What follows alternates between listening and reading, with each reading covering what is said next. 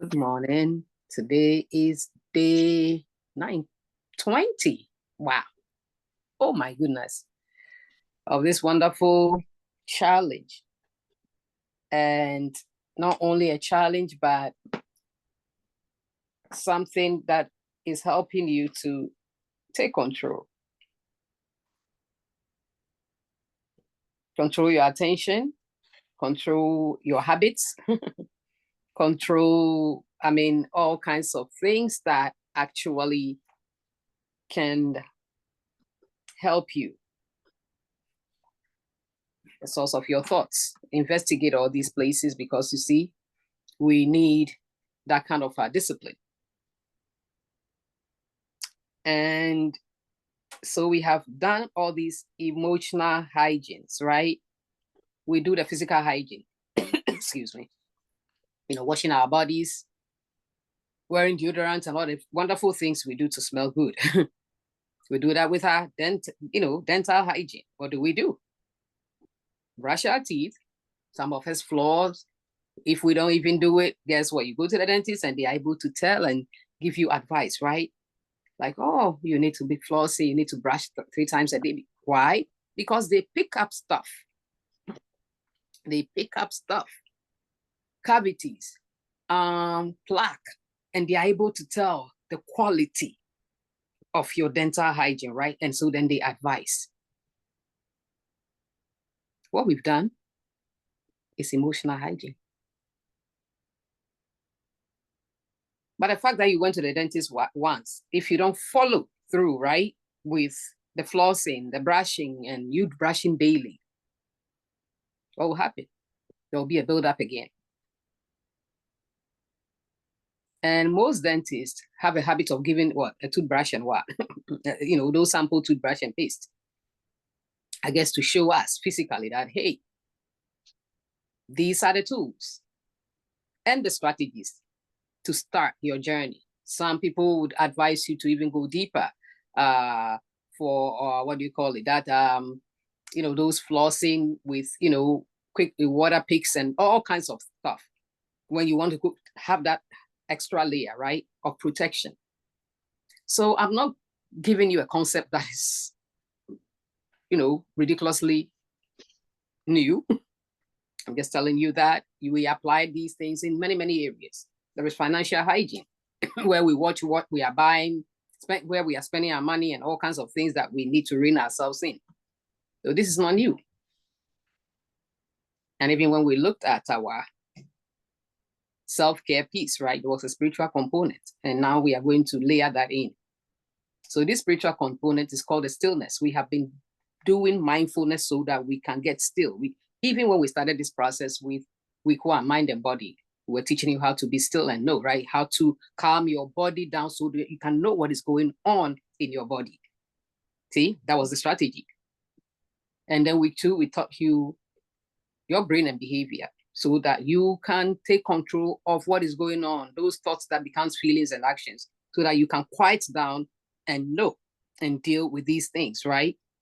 And then week 3, I started teaching the habits of mindfulness, being mindful, being intentional about what you are doing. And so these last 2 days will be being really learning how to be quiet with your spiritual hygiene, right? Some of us are used to doing devotion, but guess what? We are doing the devotion with the backdrop of chatter. So many things are weighing us down. We are anxious. And so even what we are reading or doing, we are not able to take in well. But in the place of stillness. And there are benefits when you learn to be still with the tools that you've already been given. So I'm just going to start sharing the infographic and then talk about the benefits. Stillness has benefits. Quieting yourself down has benefits. It actually helps you to be so centered, to be so congruent within yourself. And you've already been given all the mechanics of quieting yourself down. So this is just an extra layer to boost your spiritual self-care. And so for your spiritual self-care, the benefit of practicing stillness, it enhances mind and body connection. So when you If it's 20 minutes that you devote for your, reading of the word, contemplation, reflection, whatever you want to call it, meditation, mindful prayer, or whatever you want to call it, you are bringing yourself into a balance, right? Particularly when you add your breathing and relaxation with it, in and out, right? As you bring in all the scanning of your body first, you do all that you do first, and you get into that zone. It will reduce the stress and anxiety. We've learned it from the different things we've learned. It will improve your focus and concentration. So you will see yourself focusing on what you are doing, because you are doing it mindfully. You are doing it with intention. You are doing it strategizing. You are doing it actually connecting yourself to yourself. It improves sleep. And so days that you've had an emotional turmoil, or it has been a hard day, get yourself into that breathing, relaxation mode, and then you do the stillness. Tomorrow you learn the full scope of, the steps to that. But when you do that, you might be in the middle and then sleep will hit you. Why? Because the body is relaxed. You are in that rest state. And in that state, you are relaxed. Michelle, I think you are not muted.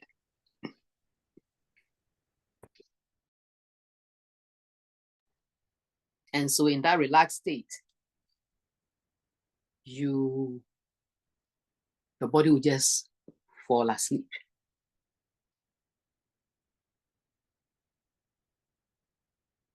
This practice of stillness, learning how to quiet yourself down and being aware, just self-aware, increases that place where you can go in, check in with you first.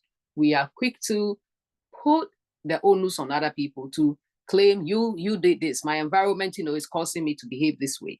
Meanwhile, stillness will help you to look within first and foremost, so that you can engage with you and effectively manage you. Another thing that stillness will do for you, it will strengthen your resilience, because the more you do these things, the more you build your window of tolerance, so that whatever is happening on the outside will not trigger you or hit you in a way where you are reactive. You will have a strong defense, right? So you'll be resilient. And the same resilience will help even your immune system, that same defense, right? Because you are not overstressed and on that hypervigilance and always releasing cortisol, or your body is swimming in cortisol and all this stress and inflammation and all that. It gives you a physical defense. COVID is on the rise again. And I've always said that stress, people whose bodies, autoimmune diseases and all these things were already happening, COVID took advantage and exploited those places. We've lost some. They are gone. But you are here to correct things, right? So strengthen that resilience based on all your awareness and these practices. And you'll be surprised that it also boosts your creativity. Because if I have clarity, if I'm not thinking and overwhelmed with stress and all the different things that attack without me knowing that I have control over it, then I'll be chasing wild goose. I'll be chasing shadows all day because your mind is on other things. So imagine having that peace and that clarity. It will boost your creativity because you sit down and an idea will come. All these wonderful things we see here on earth that we are enjoying started with an idea from somebody. Think about that for a second. An idea, a seed was planted in somebody's mind. They nurtured it and produced, and perfected it. Even what we are doing today was an idea that has been nurtured. And you are now benefiting from it. The practice of stillness will also improve your relationships and the way you communicate, because when you are looking inward and you are taking your share of the behavior and the behavior patterns and you correct yours, then you'll be able to direct how you respond to other people and how much you take in from that.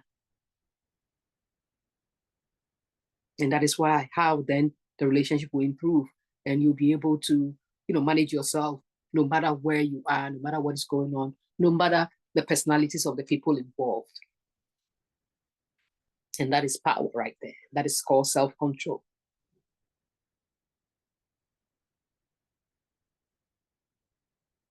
That is transformation by the renewal of mind. That is fruit right there. Where your life, people can tell, like, whoa, you are so peaceful. There is a kindness about you that, is really interesting. Somebody will say, oh, you are so empathetic. And it's not things that you are faking, but because you consistently do this, you have built all these characteristics and sharpen them, and they will keep growing. The more you plug in, the more you because they are within you already. They are inherent. And they'll keep, coming into their own place, like a plant. Or when you water the plant, right, its root will take what it needs to take from the soil. You don't do all that. You just water it. And so using this process will also get you to that place where then your roots will have the nutrients to keep on, using these tools. Say, improve ability to handle adversity. Oh my goodness, all of us too, if you are human, and we all are, right? You would encounter adversity. You don't have to invite it, it's gonna come. These practices is what will help you navigate those difficult moments, the losses, the pain points, the things we're exposed to, the difficulties. This is what will help you. Because when you know how to summon your inner calm and bring your body in a restful state, even though you are in duress, but because you know how to apply the strategies and the tools, you are able to bring yourself into that place of relief. And we do that with Tylenol. We do that with all these, headache medications, cold medications, you name all the things we take for temporary relief. These practices will give you emotional relief, the same way these headache medications and things give you relief. And the more you practice, the relief will prolong. And even for you to even counteract that emotional headache will be less and less, because you are building immunity against the things that actually come to knock you off your rhythm. Think about that for a second.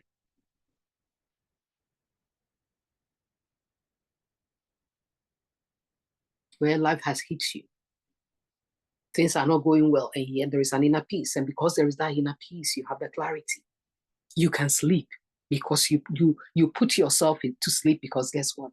When you become still, when you do the stillness whilst you are in the bed and you start relaxing your mind by breathing in and out, if your muscles are tense and you're able to, do that muscle relaxation piece. Remember week 1. Lying in the bed as you do these things, before you know it, your body is knocked out with sleep. You'll be able to sleep even when life is happening. You wake up, it's like, whoa, okay. And maybe then clarity will come. Clarity will come because guess what? Sleep also is healing. It repairs you and it resets your mind. So then you might wake up with a solution. If you didn't do all these layered, intentional practice, you might wake up or be restless all night long, and you wake up without a solution, you even feel worse. And we've lived like this. We've lived this life, so we know. But you can cut worry short, right? By using these tools and pulling yourself back and giving your body what it needs And like I said, once the mind is reset, you might wake up and it's like, boom, that's the solution to this situation. Let me try it. And then it works. Stillness improve your ability to let things go more easily. See, letting go is the hardest piece, quote unquote, forgiveness. It's the hardest thing we can do. But if I bring it into this practice where, I am relaxing, I'm looking at a thing, and tomorrow you learn how to even have all these conversations about a thing. But as you look at it, you turn it around, look at the reasoning, and allow yourself to process, name what it is, the hurt, the pain. And you are able to deeply, deeply, deeply process and deal with what it is. Then you are able to then release it. You see, that is why it becomes easier, because we just don't say, oh, just let go. No. You went through a process. Giving yourself time for emotional brew and all the different things that we've talked about, journaling about the issue, giving it time, you not rushing it, you picking it back up again and looking and saying, you know what else do I need to confront in this situation?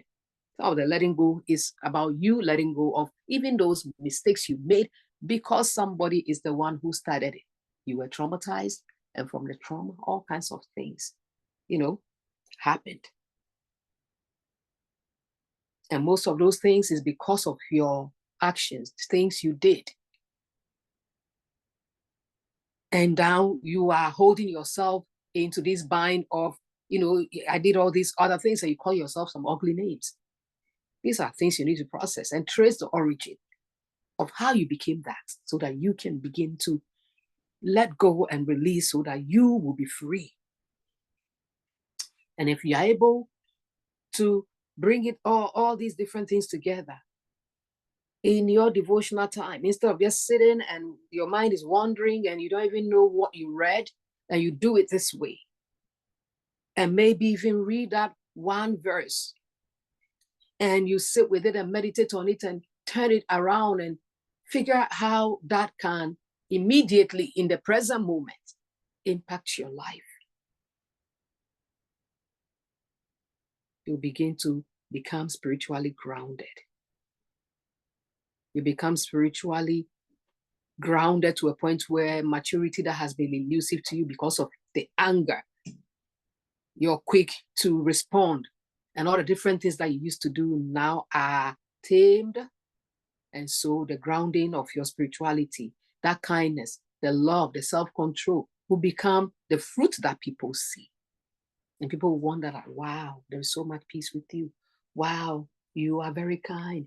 Wow, this and that and that. It is because the spiritual grounding is happening. But it takes all these different things you learn from week 1, week 2. And in this 3rd week, all of them. Because if you are doing these things and you are not brooding on the negative, but you are giving yourself all the nurturing of all the wonderful things you want them to happen, so that you can see your future blossom in front of you. You can give your mind a picture. Look at photographers. Watch them when you go to these big events. Do they only take one picture? If it's the bride and groom, or whatever, they are adjusting a lens and taking many, many, many, many pictures. You know why? So that when they go back to process those photos, there'll be one that stands out, that they got all the elements in. This practice is the same over and over again. It will get you there. And so it's my hope that now that you understand your physical benefits, your spiritual benefits, your mind and body benefits, right? The reduction of stress and anxiety, the benefit for your focus and concentration, emotional regulation, improved sleep, self-awareness, getting strength in your resilience, and even boosting creativity, and your relationships improving, and your communication improving. And the fact that you have the ability to effectively handle adversity, and you can also let things go. And you get spiritual grounding. I hope that gives you enough evidence to give stillness a shot. So I'm going to stop sharing the infographic. Any question, any remark before we wrap it up?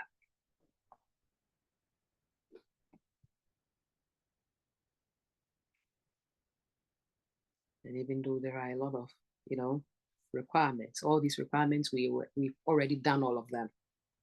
Literally, if you followed the sequence from week 1, mind and body, and you follow the sequence from week 2, brain and behavior, and you follow the sequence about the mindful living, the mindfulness, you already have the pieces. Now you would have to do all sequence in one sitting, in bite sizes. And once you begin to make progress with that, you'll be able to enjoy all these benefits. They are wonderful. If you can sit and have peace, if you can sit and negative thoughts are not running every minute, if you can sit and your mind begins to be tame without, that constant jittery collecting of data and hypervigilance and, heightened state of, fight and flight, your body will begin to heal. You'll begin to even enjoy life, And so go and enjoy your Saturday and be blessed. Take care.